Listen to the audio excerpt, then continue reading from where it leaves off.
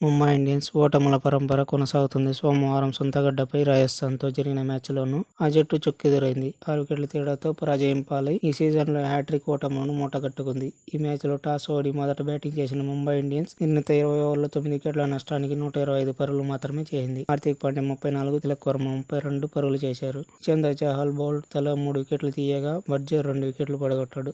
అనంతరం బ్యాటింగ్కు దిగిన రాజస్థాన్ 15.3 ఓవర్లలో కేవలం 4 వికెట్లు కోల్పోయి టార్గెట్ను ఛేదించింది.